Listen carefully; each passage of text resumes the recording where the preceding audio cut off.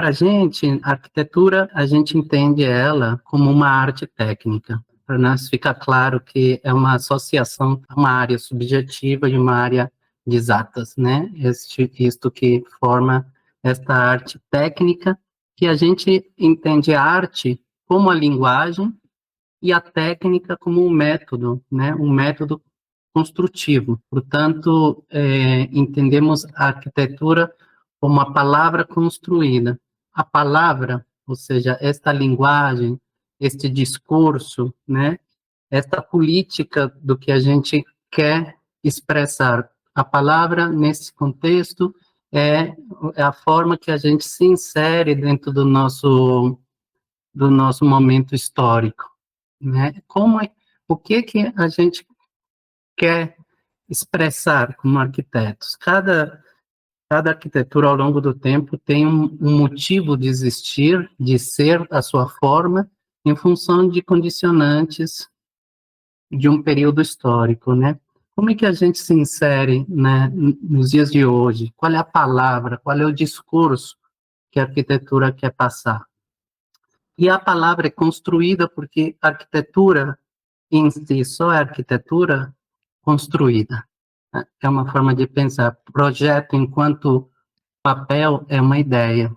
A arquitetura, ela precisa ser construída. O que a gente faz como arquiteto é construir, né? Portanto, entendemos a arquitetura como uma palavra construída, né?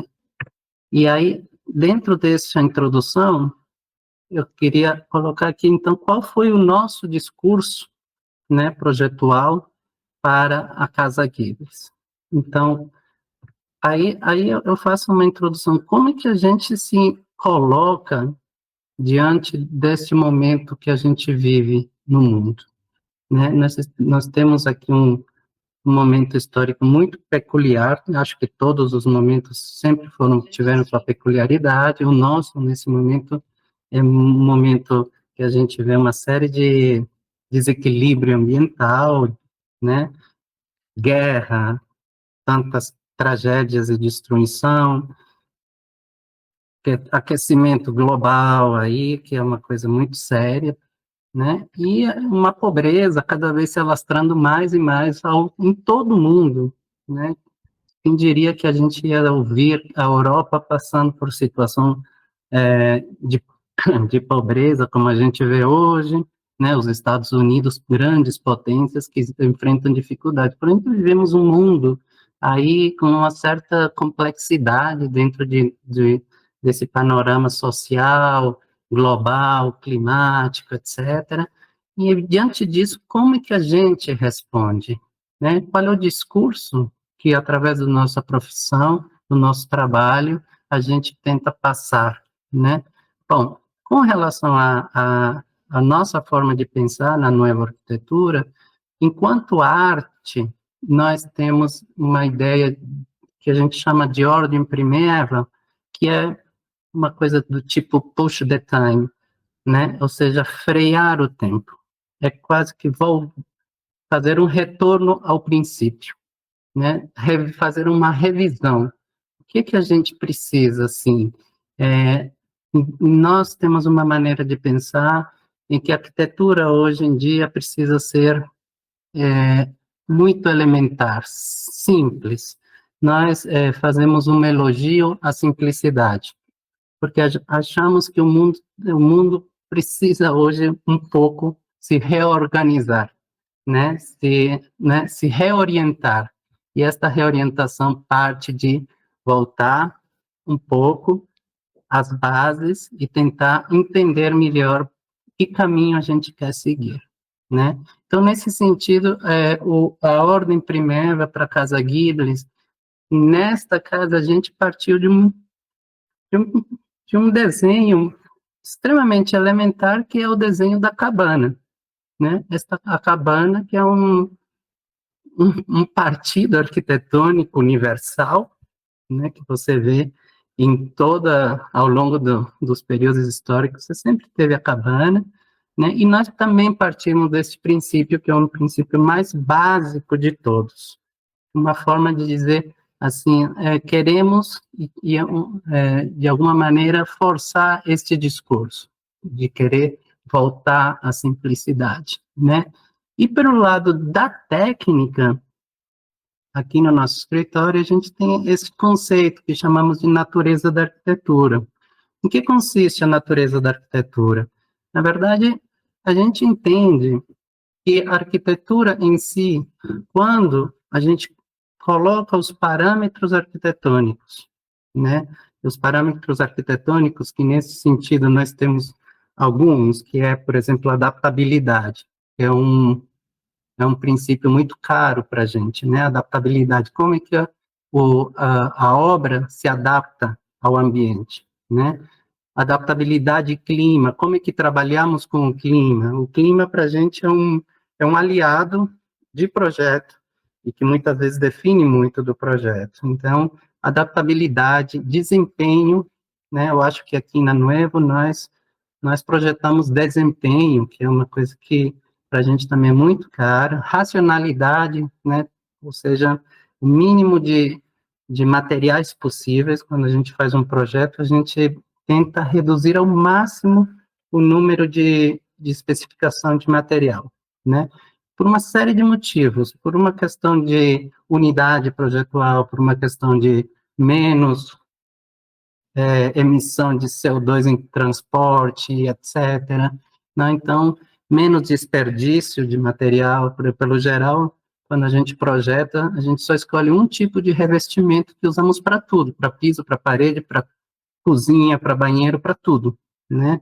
Não, não temos o hábito, a não ser que seja uma exigência do cliente, de ter um banheiro com um revestimento, uma cozinha com outro, e etc. Né? E de tudo isso você vai ter que comprar 10% deste piso, 10% do outro revestimento.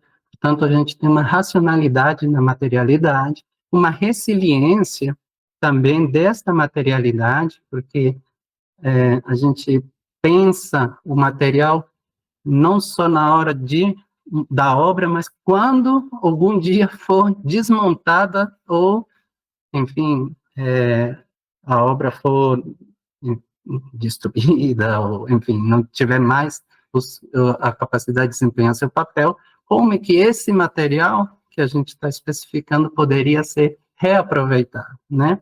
E flexibilidade também um outro parâmetro muito importante que a gente leva em consideração nos nossos projetos, que é como que a gente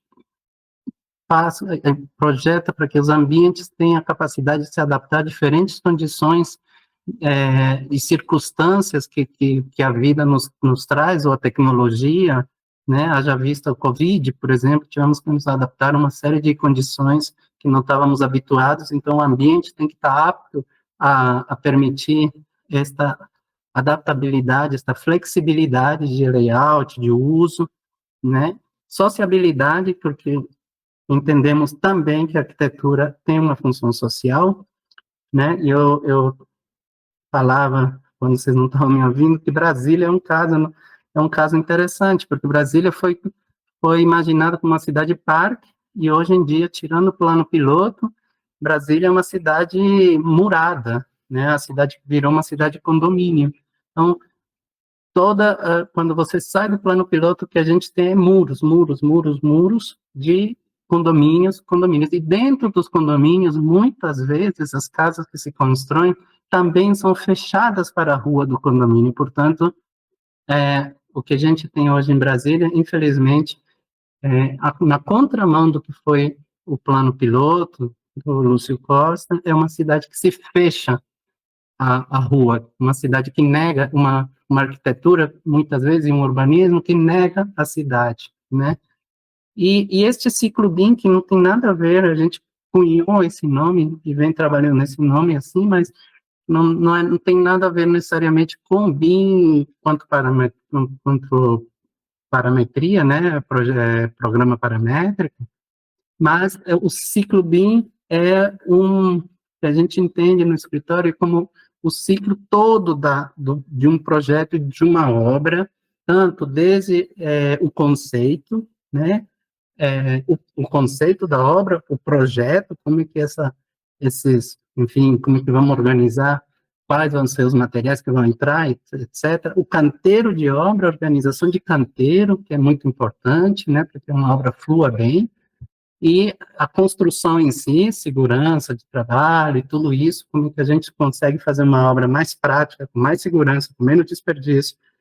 A obra em si construída e o ciclo de vida da obra, que ela seja uma obra que traga menos custos de manutenção, né? A gente sabe que ao longo da vida útil de uma casa, por exemplo, o custo de manutenção acaba sendo quase que o custo da obra da casa. Então, como é que a gente compatibiliza isso de forma que a gente não tenha tanto custo de manutenção de uma casa, né? Bom, e depois, se no futuro essa casa precisar ser demolida ou desmontada, o que fazer com esse material e onde colocar esse resíduo ou como aproveitar. Então, isso que a gente entende como esse ciclo BIM, né? O projeto não se limita só a imaginar uma forma, mas como ela vai trabalhar ao longo de todo esse ciclo.